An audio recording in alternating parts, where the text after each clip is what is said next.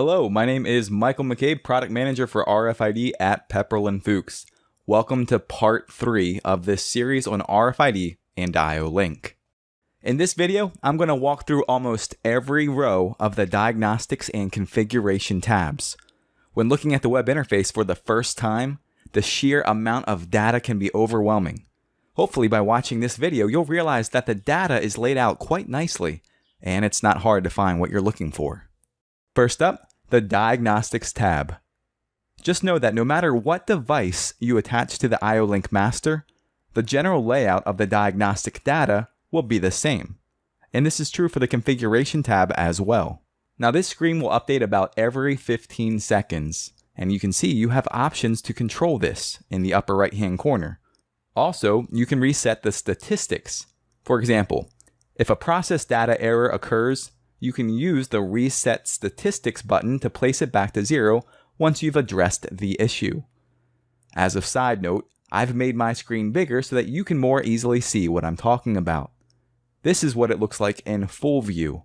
Notice that you have access to all 8 ports on the ICE2 IO-Link master. Alright, next up, again we notice that each port has its own column. So we see port name, which you can change over on the Configuration tab if you'd like. Just know that the port name will stay the same even if you attach a different device to it. And real quick, I should note that some of what appears in the Diagnostics tab are just settings that can be chosen in the Configuration tab. Alright, so this port is set up for the attached device to communicate via an IO-Link signal, as opposed to a digital in or digital out signal.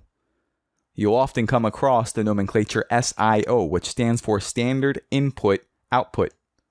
As mentioned before, an RFID head can't be a digital in or digital out device because it reads and writes data. It's not a simple true or false signal. It actually carries information. Now, a standard ultrasonic sensor could operate as a standard input-output device, operating as true or false. And if so, it would likely say digital in here instead of IO-Link. Again, you can change this on the Configuration tab.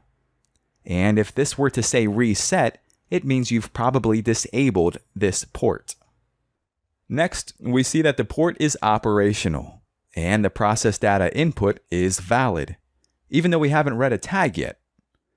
IO-Link state is listed as operate, which means that the port is functioning correctly in IO-Link mode. You can see on the screen that there are a lot of other options for the IO-Link state. Next, pretty self-explanatory. Pepperl+Fuchs is the vendor, here is the model number specified by the vendor, and below is the serial number. This is all correct. Alright, so now we see that the IO-Link version is 1.1, and I know this is correct because I can verify it against the datasheet or the product manual. As of January 2017, all new devices made need to be version 1.1. The older and original version is 1.01. Version 1.1 allows more storage, faster communication, and the ability to store parameter settings. Our ICE blocks are version 1.1, and they work with devices from either version. Next is actual cycle time. This is the actual or current cycle time of the connected IO-Link device, in this case my RFID head. This is what it's actually operating at. Device minimum cycle time is the minimum or fastest the IO-Link device could be. And last, we see configured minimum cycle time. This is basically the fastest that the port can operate at. Alright, so moving along as I scroll down, here I see data storage capable is listed as yes. This means that my device is capable of data storage. So, what does that mean? Well, let's imagine that I have 8 RFID read heads, and I'd like to connect them all to this ICE2 block. With this feature, which started being offered in version 1.1, I can configure one RFID head, save the settings to the ICE2 block, and then send those settings out to the remaining 7 RFID heads. Configuration is that easy. So basically, with this feature enabled, the port can automatically upload data from the IO-Link device and/or download data from the IO-Link master. Remember though that not all devices are capable of doing data storage. Again, the automatic data storage configuration can be set on the Configuration tab. Depending on what you set, this field may either say upload, download, or both. Now here we see the auxiliary input bit status. This is basically pin 2, mentioned in the previous video. If you remember, a device may have additional functionality utilizing pin 2. So if your device is connected to digital in pin 2, verify that this field displays on. Now these next 3 rows cover the process data input. So for instance, how many bytes does our connected read head allow? Device PDI data length says it right here, 32 bytes of data are available. And we see that the current status of the PDI data as received from the IO-Link device is valid. And below, I not only see that the IO-Link master regards this data as valid, but you can literally see all the data below.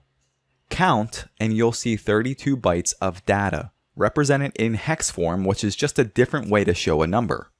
Now, if you are unsure what hex means, you can go online, type in hex to decimal calculator, and then convert the hex number to a base 10 number, which you're used to seeing.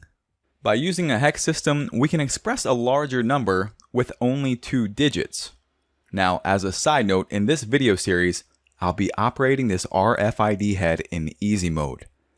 This allows up to 28 bytes of usable data, which is true here, even though we're seeing 32 bytes. It turns out that the first 4 bytes of information are actually just some data that describes what's going on. For instance, this 04 is just telling me that a task is active. And I know this is true because, as shown in the last video, the blue light on the RFID head is currently lit. I'll go into more detail about all of this in a later video. And now let's talk about PDO, or Process Data Output. PDO lock enable just make sure that if a PLC is currently controlling the IO-Link setup, nobody comes in and changes a setting that they shouldn't, using the web interface for example, which if done could cause damage or worse to the machines. Here, you see yes, this feature is available, but PDO locked says no, so we're not currently locked out from making any changes. The process data output info on these next 3 lines are similar to the process data input already discussed above. And next we see time since initialization. So if I remove and then plug my RFID head back in, or repower up my ICE2 IO-Link master, the time since initialization will go back to 0. Now, so far I've got no process data errors. But since I just removed the IO-Link device while the master was trying to communicate, I can now see a number showing in the process data retries. Underneath that, I can even see the total number of events with descriptions which occurred, mostly due to my actions. Now, when speaking about IO-Link and RFID, you'll primarily be concerned with process data, which is cyclic data, and service data, or ISDUs. And this is true for most sensors. Now, some manufacturers might provide more useful information here in the event section, but generally, you might not need to pay much attention to these. These events may cover things that are less severe than something like a whole device failure. So now, let's look at the ISDU statistics section. Now, when you're actually setting up your device, you'll probably not only see some events that trigger, as mentioned above, but you'll probably also see some ISDU statistics jump up as well. And after the sensor is connected, I recommend clicking on the Reset Statistics button that's shown at the top. This will help clear out events and stats that were triggered by the setup. Now, a real quick note on ISDU statistics. Don't be surprised if over time you see some of these increase slightly. There are background processes going on which act like a heartbeat, validating certain parts of the device. They'll increase too when you initiate ISDU commands, which I'll talk about in a later video. And next, let's go and review the Configuration tab. First thing to know, by clicking on Edit, you can change the different options which are available to you. Once done, simply click Save. Now, when I discussed the Diagnostics tab, I talked about port name, port mode, and PDO lock enable. So for right now, I'm going to skip over them. Just know that this is where you can edit them. Again, SIO stands for Standard Input Output. When I connect a standard non-IO-Link sensor, or if I'm using an IO-Link sensor simply as a standard input-output signal, if I make this true and choose to invert this signal, if pin 4, the QC pin, normally sends a high signal, it will now send a low signal instead, and vice versa. This is similar to the invert auxiliary input option shown below, which refers to pin 2, which is sometimes used for additional functionality. By now, you're starting to see that there's a lot of options, but you may not need all of them. It really just depends on your application what you have to change around. For instance, next we'll see default digital output, and we'll only use this if you've set up your port as a digital output. The on-off options will help you configure the output voltage, either 0 or 24 volts. You can see above, I've set the port mode to IO-Link, so this currently isn't relevant to me. Next, we see the minimum cycle time, which lets us configure how often data will be sent between our device and the IO-Link master, the default value being every 4 milliseconds. You can program this anywhere from 4 milliseconds up to 538 milliseconds. If you do leave the minimum cycle time set to the default value, the IO-Link master will negotiate with the IO-Link device for its minimum cycle time. And you can see this on the diagnostics page displayed as the actual cycle time. Alright, so these next 4 settings allow me to basically set up 2 different ways of processing my data. 1, for an input to be valid, the input needs to be present for the time specified under input settling time. Notice you have options for both the auxiliary input and the SIO signal.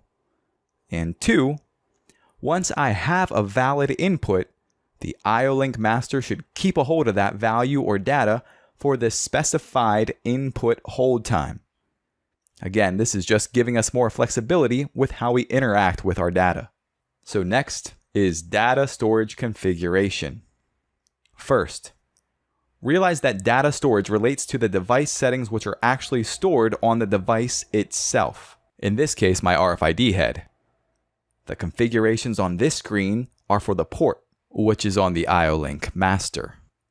If I remove my RFID head from port 1 and replace it with an ultrasonic sensor, these settings won't change because port 1 didn't change. I just connected something different to it.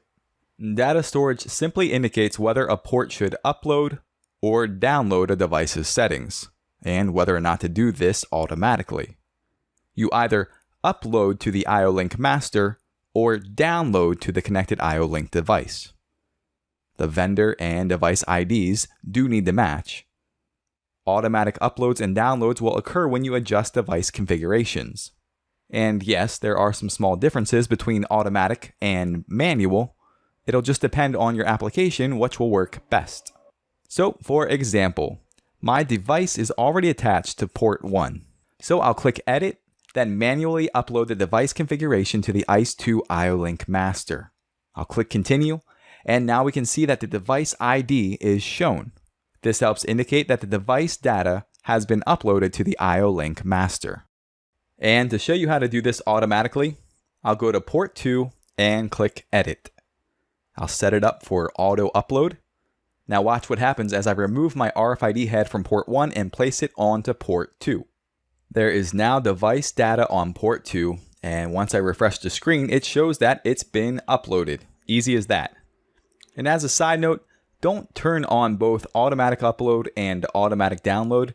You'll likely get mixed results between different manufacturers.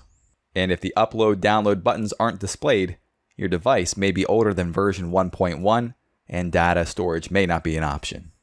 So by this point, you should start to see how easy it is to replace a defective IO-Link device or configure multiple devices with the same set of parameters. Alright, we're moving on down to validation configuration, the last section here on the configuration tab. So what if a company is required to only use Pepperl+Fuchs RFID heads as some sort of specification guidelines? Can they ensure that a port will only accept a Pepperl+Fuchs product? Of course. Through device and data validation, you decide if the port will accept the device based on what you specify. For example, let's imagine that I only want a device similar to the current RFID head that's attached.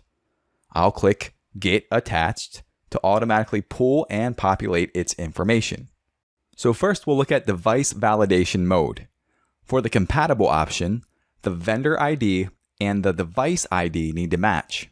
For the identical option, the device's serial number also needs to match. For data configuration, loose means that PDI and PDO lengths must be equal to or less than the bytes specified.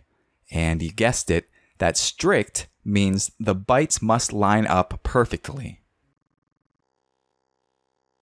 And now I'm not going to go over this next part too in depth, but I'll click on Load Save, and then we see that there are options to both save and load configurations for the IO-Link master, data storage, and IODD files.